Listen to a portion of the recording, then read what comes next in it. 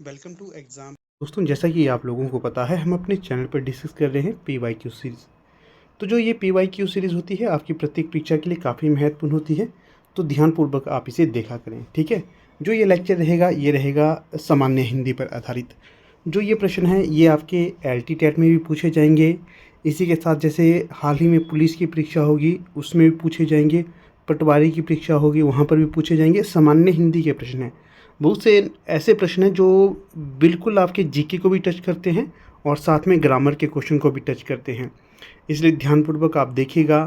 कोई भी परीक्षा की तैयारी कर रहे हो, वहाँ पर डायरेक्ट इनडायरेक्ट आपसे ये प्रश्न पूछे जाएंगे।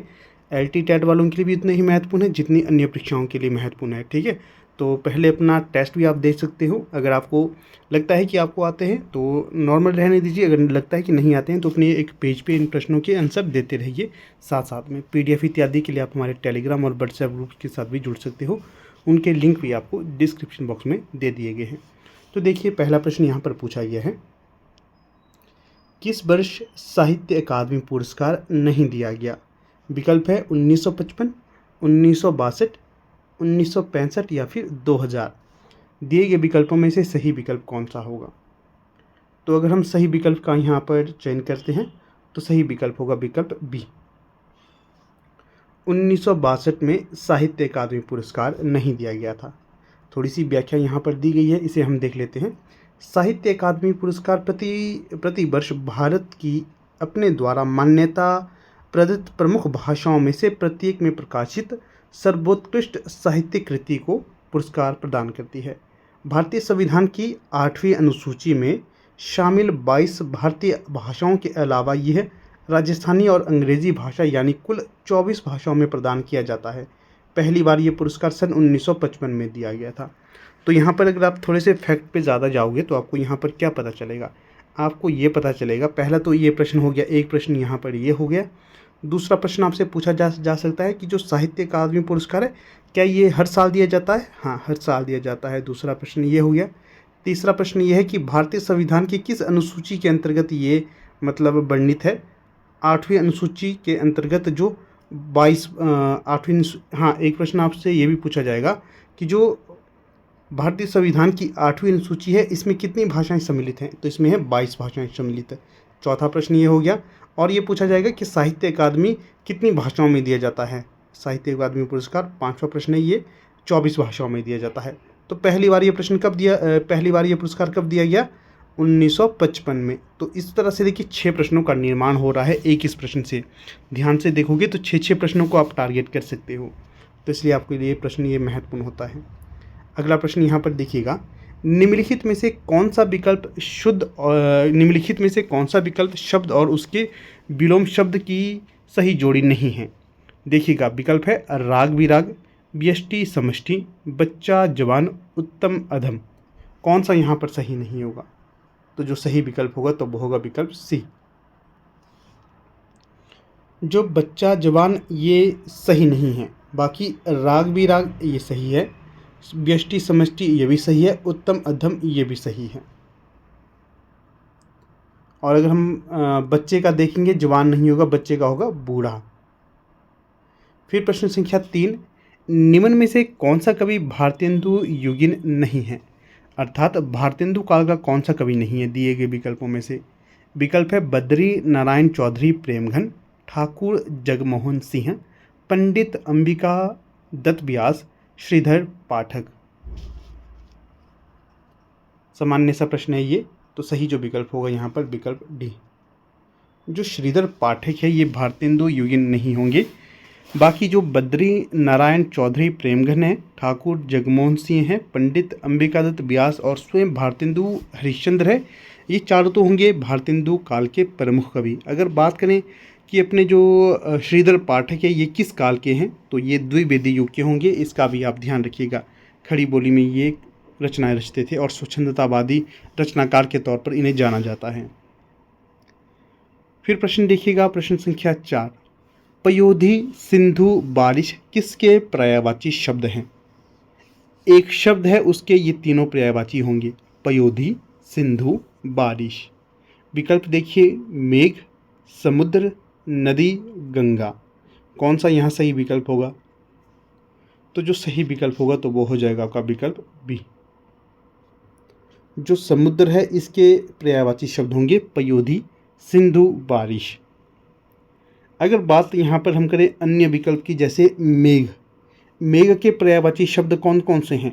जलधर, बारिद, बादल, नीरद, अम्बुद। याद रखिए, जलधर, बारिद, बादल, नीरद, अम्बुद। अगर हम बात करें नदी के पर्यायवाची शब्द कौन कौन से होंगे, तो नदी के होंगे तनुजा, सरिता, अपगा, निम्नगा, तरिणी, सूरी। ये होंगी नदी की। अगर बात करें गंगा की, गंगा के कौन कौन से हैं? मंदाकिनी, भागीरथी, विष्णुपदी, देवपगा, देवनदी। ये अन्य यहाँ पर जो सही विकल्प होंगे। फिर अगला प्रश्न है यहाँ पर प्रश्न संख्या 5। इसमें क्या पूछा गया है? निम्नलिखित वाक्य में से आए खाली स्थान के लिए सही शब्द चुनिए। यहाँ पर वाक्य इस प्रकार से है, अभिषेक रिक्त स्थान में भरना है, घर चला गया। अभिषेक डैश घर चला गया। विकल्प क्या है? किसके, अपने आप, इस, उस। तो यहाँ पर अगर हम सही उत्तर का चयन करेंगे तो सही उत्तर इस प्रकार से होगा आपका विकल्प बी के अनुसार, अपने आप। अभिषेक अपने आप घर चला गया। ठीक है, तो सही विकल्प होगा विकल्प बी। फिर अगला प्रश्न देखिएगा 6। सन 2019 में व्यास सम्मान किसे प्रदान किया गया? सन 2019 में व्यास सम्मान किसे प्रदान किया गया? एक प्रश्न आपके लिए छोड़ रहा हूँ, हाल ही में व्यास सम्मान किसे प्रदान किया गया है, ये आपने उत्तर देना है। 2019 की बात करें तो विकल्प में है नासिरा शर्मा, लीलाधर जगूड़ी, ममता कालिया, नलिंदर कोहली। तो यहाँ जो सही विकल्प होगा तो वो होगा विकल्प ए, नासिरा शर्मा। सन 2019 में व्यास सम्मान नासिरा शर्मा को कागज़ की नाव रचना के लिए प्रदान किया गया। व्यास सम्मान भारतीय साहित्य में दिए जाने वाले ज्ञानपीठ पुरस्कार के बाद दूसरा सबसे बड़ा साहित्यिक या साहित्य सम्मान है। इस पुरस्कार को 1991 में के बिरला फाउंडेशन के द्वारा प्रारंभ किया गया था। यहाँ से आपको याद रखना है, एक तो नॉर्मल सा ये प्रश्न पूछा गया, फिर आपसे ये भी प्रश्न पूछा जा सकता है कि किस रचना के लिए नासिरा शर्मा को 2019 में व्यास सम्मान दिया गया था, तो कागज़ की नाव के लिए। फिर अगला प्रश्न आपसे ये पूछा जा सकता है कि जो साहित्य में दिए जाने वाले सर्वश्रेष्ठ पुरस्कार के तौर पर किसे जाना जाता है, तो ये ज्ञानपीठ होगा। दूसरे नंबर पे कौन सा है? व्यास सम्मान। इसी के साथ इसे कब प्रारंभ किया गया था? 1991 में। किस फाउंडेशन के द्वारा? के बिरला फाउंडेशन के द्वारा। फिर अगला प्रश्न देखिएगा यहाँ, निम्नलिखित में से कौन सा शब्द तत्सम है? मैंने आपको विस्तार से बताया है तत्सम, तद्भव, देशज, विदेशज शब्दों के बारे में। तत्सम शब्द कौन सा है? विकल्प में है उज्ज्वल, इकट्ठा, कंबल, उपरोक्त। तो सही जो विकल्प होगा यहाँ तो वो होगा विकल्प ए, उज्ज्वल। जो उज्ज्वल है ये होगा तत्सम शब्द। ठीक, आपको यहाँ पर ये भी पता होना चाहिए कि उज्ज्वल कैसे लिखते हैं। विकल्प ए के अनुसार ये शुद्ध वर्तनी है उज्ज्वल लिखने के लिए, ध्यान रखिएगा इसका। अगला प्रश्न है 8। वाक्य में काम करने वाले को क्या कहते हैं? वाक्य में काम करने वाले को क्या कहते हैं? विकल्प में है कर्ता, करण, कर्म, क्रिया। तो यहाँ जो सही विकल्प होगा तो वो हो जाएगा आपका विकल्प ए, कर्ता। वाक्य में काम करने वाले को कर्ता कहा जाता है तथा जिस पर क्रिया का प्रभाव पड़े उसे कर्म कहते हैं। ध्यान रखिए, वाक्य में काम करने वाले को कर्ता कहा जाता है तथा जिस पर क्रिया का प्रभाव पड़े उसे कर्म कहते हैं। कर्ता और कर्म का अंतर यहाँ से आपको स्पष्ट हो गया होगा। फिर देखिएगा प्रश्न संख्या 9। पुरुषोत्तम अग्रवाल को उनकी किस रचना के लिए देवी शंकर अवस्थी स्मृति सम्मान प्रदान किया गया? पुरुषोत्तम अग्रवाल को उनकी किस रचना के लिए देवी शंकर अवस्थी स्मृति सम्मान प्रदान किया गया?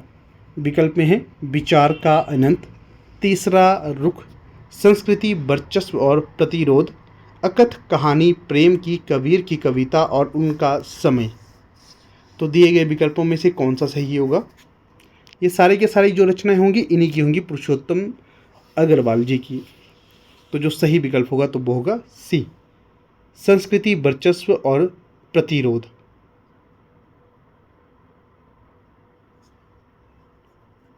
तो यहाँ पर ध्यान रखिएगा, एक सेकेंड आप वेट करिएगा। तो यहाँ पर इस प्रश्न में जो सही उत्तर होगा तो वो होगा तीसरा रुख। इसका आपने सुधार कर लेना है, तीसरा रुख सही होगा। बाकी जो सारी की सारी रचना है इन्हीं की हैं। ये विचार का अनंत, तीसरा रुख, संस्कृति, वर्चस्व और प्रतिरोध, अकथ कहानी, प्रेम की, कबीर की कविता और उनका समय। यहाँ पर सही होगा बी। ठीक है, ये असंगत है, ये नहीं होगा। ये भी सेम प्रश्न आ गया।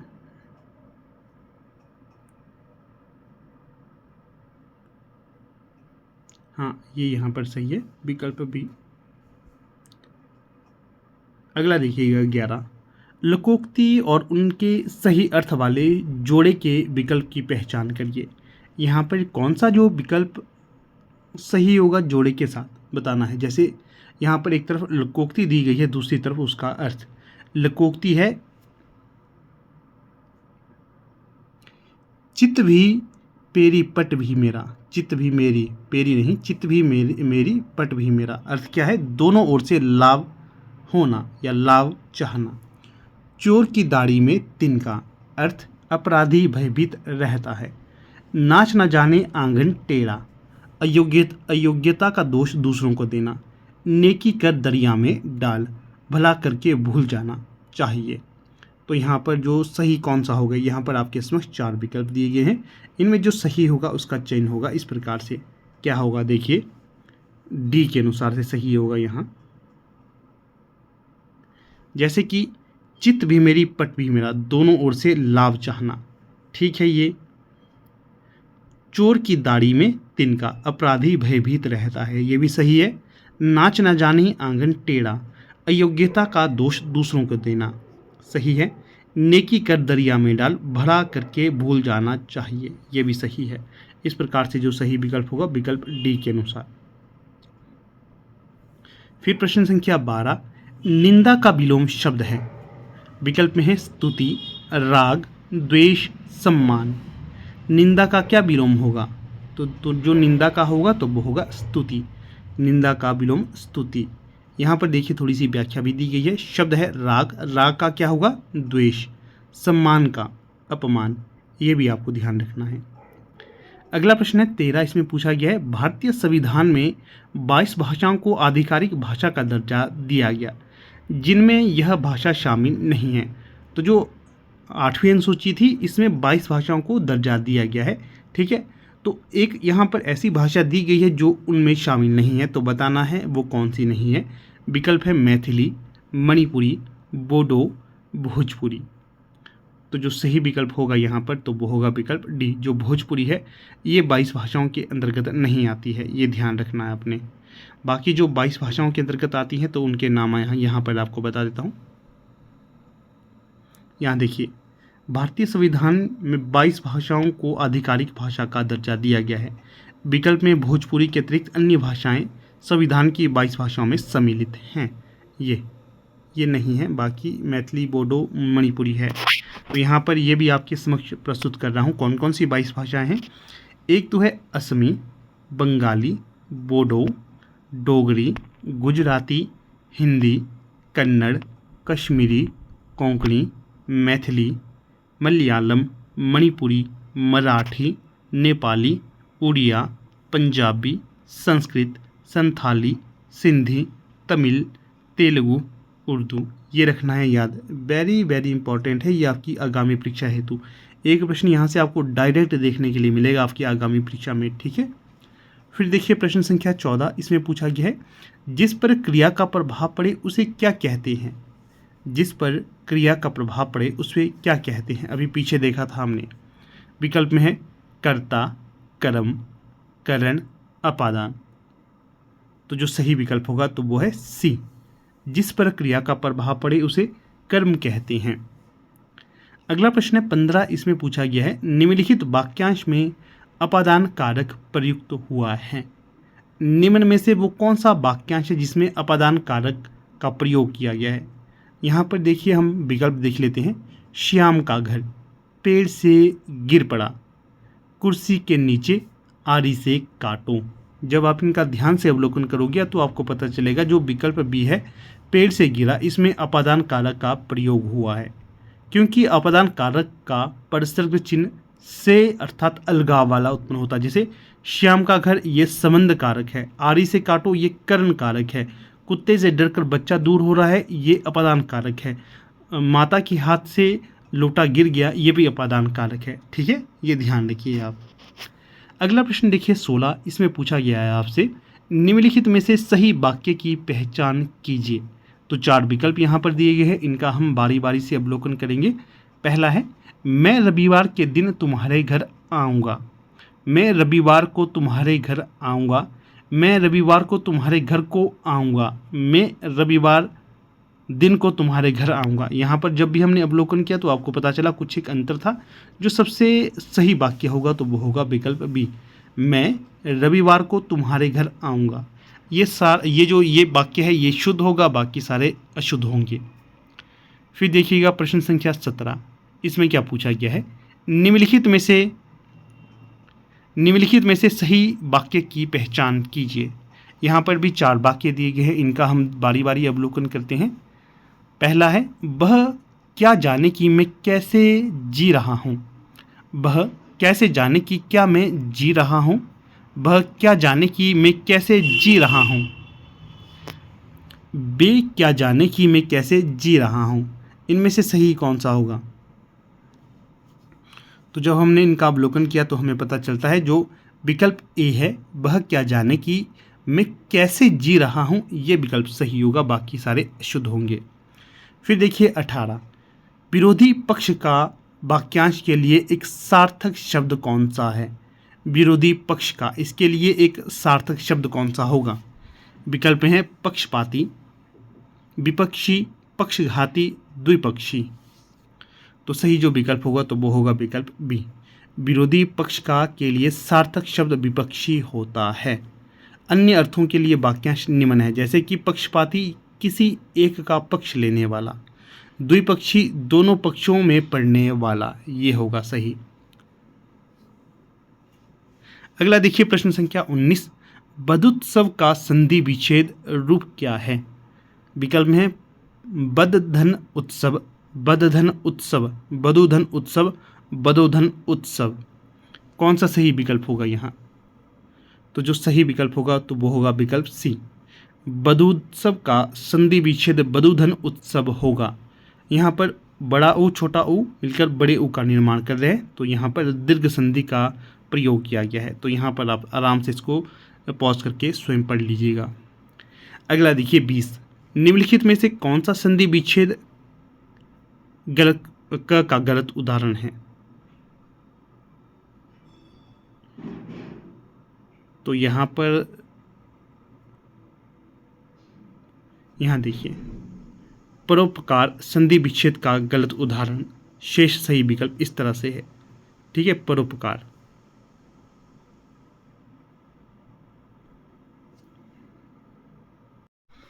तो यहाँ पर जो विकल्प डी है परोपकार, ये संधि विच्छेद के अंतर्गत गलत होगा। जो सही होगे तो वो है महाधन ओज महोज, वृद्धि संधि है इसमें। पौधन अक पावक, इसमें अयादी संधि है। नौधन एक नाविक, इसमें अयादी संधि है। ये सही होगा, बाकी सारे गलत। विकल्प डी ये गलत होगा, बाकी तीनों सही होंगे। अगला देखिए 21, निम्न में कौन सा तत्सम तद्भव जोड़ी का सही विकल्प नहीं है। विकल्प ए है सूत्र सूत, हस्त हाथ, चक्र गोला, ग्राहक गाहक। तो जो सही होगा तो वो होगा सी, चक्र और गोला। फिर देखिए प्रश्न संख्या 22, सुधी मनीषी बुद्ध निम्न में से किसके पर्यायवाची शब्द हैं। विकल्प में है पंडित, धनी, पति, गुरु। तो जो सही विकल्प होगा तो वो होगा विकल्प ए, पंडित के। सुधी मनीषी बुद्ध ये पर्यायवाची है पंडित के। गुरु के कौन कौन से पर्यायवाची होंगे। शिक्षक, आचार्य, उपाध्याय। पति के होंगे भर्ता, बल्लभ, स्वामी, प्राणाधार, प्राणप्रिय, प्राणेश आर्यपुत्र। धनी के होंगे अमीर, मालदार, रईस, दौलतमंद, धनवान। फिर प्रश्न है 23, बाग बाग होना मुहावरे का सही अर्थ होगा। तो क्या होगा इसका सही अर्थ? तो वो होगा खुश होना। फिर प्रश्न है 24, अवधी बोली का अन्य नाम क्या है? विकल्प में है कोसली, बनाफरी, बैगानी, मघेसी। तो सही विकल्प होगा विकल्प ए, कोसली। अवधी बोली का अन्य नाम कोसली है या कोशली है। अगला प्रश्न देखिए 25, इसमें पूछा गया है निम्न उपन्यासों में से कौन सा मृदुला गर्ग का रचित नहीं है? विकल्प में है उसके हिस्से की धूप, रुकोगी नहीं राधिका, चित्त कोबरा, मैं और मैं। तो जो सही विकल्प होगा तो वो होगा विकल्प बी, रुकोगी नहीं राधिका। ये मृदुला गर्ग रचित उपन्यास नहीं होगा। जो रुकोगी नहीं राधिका ये उषा प्रेमवदा के द्वारा रचित उपन्यास है। शेष रचना जैसे कि उसके हिस्से की धूप, चित्त कोबरा, मैं और मैं, ये मृदुला गर्ग के उपन्यास होंगे। यहाँ पर यह भी ध्यान रखिए इनका प्रकाशन वर्ष भी दिया गया है, इसको भी अपनी कॉपी पे आपने अवश्य नोट करना है। अगला देखिएगा 26, निम्न में से किस साहित्यकार को प्रेमचंद की कहानियों का कालक्रमानुसार अध्ययन करने के लिए व्यास सम्मान प्रदान किया गया था? विकल्प में है गोपेश्वर सिंह, वीर भारत तलवार, कमल किशोर गोयनका, वीरेंद्र यादव। तो यहाँ पर जो सही विकल्प होगा तो वो होगा विकल्प सी, कमल किशोर गोयनका। इन्हें व्यास सम्मान दिया गया था 2014 में। अगला प्रश्न है 27, इसमें पूछा गया है निम्नलिखित में से कौन सा असुर का पर्यायवाची शब्द नहीं है? विकल्प में है निश्चल, दनुज, राक्षस, महाकाय। तो जो असुर का पर्यायवाची शब्द नहीं है तो वो होगा आपका महाकाय। बाकी निशिचर, दनुज, राक्षस ये तीनों ही असुर के पर्यायवाची शब्द होंगे। अगला देखिए 28, इसमें पूछा गया है निम्नलिखित में से तद्भव शब्द कौन सा है? विकल्प है विकार, दंड, कोकिल, नींद। तो जो तद्भव शब्द होगा तो वो होगा आपका नींद। बाकी विकार, कोकिल, दंड ये तत्सम शब्द होंगे। अगला देखिए 29, इसमें पूछा गया है इनमें से जो पहले कभी ना हुआ हो का व्यक्त करने वाला कौन सा एक शब्द है? इनमें से जो पहले कभी ना हुआ हो का व्यक्त करने वाला एक शब्द कौन सा है? विकल्प में है अभूतपूर्व, भूतपूर्व, अनादि, अद्वितीय। तो जो सही विकल्प होगा तो वो होगा विकल्प ए, अभूतपूर्व। जो पहले हो चुका है इसे कहते हैं भूतपूर्वक, जिसके जैसा कोई ना हो उसे अद्वितीय कहते हैं, जिसका आरंभ ना हो उसे अनादि कहते हैं। ये ध्यान रखिएगा। अगला प्रश्न है 30, मार्तंड, अर्क, अंशुमाली निम्नलिखित में से किसके पर्यायवाची शब्द हैं? विकल्प है रोशनी, चंद्र, सूर्य, रेखा। तो यहाँ जो सही विकल्प होगा तो वो होगा सूर्य। मार्तंड, अर्क, अंशुमाली ये सूर्य के पर्यायवाची शब्द होंगे।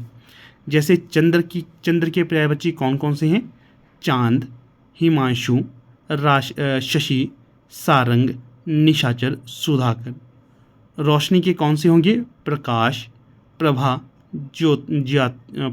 प्रकाश, प्रभा, ज्योति, ज्योति नहीं ज्योति। रेखा का लकीर होगा। तो देखिए कुछ इस प्रकार से आज का ये हमारा लेक्चर था। ज़्यादा बड़ा लेक्चर तो नहीं रहा, छोटा सा रहा, परंतु जो भी आपको एक्स्ट्रा फैक्ट बताए ये आपकी आगामी परीक्षा हेतु काफ़ी महत्वपूर्ण होंगे। तो ध्यान से इनको अपनी कॉपी पे अवश्य नोट करना अगर आपको नहीं आते होंगे। बाकी वीडियो अच्छी लगी हो तो अवश्य इसे लाइक करना। PDF इत्यादि के लिए आप हमारे टेलीग्राम और व्हाट्सएप ग्रुप के साथ जुड़ सकते हो। धन्यवाद।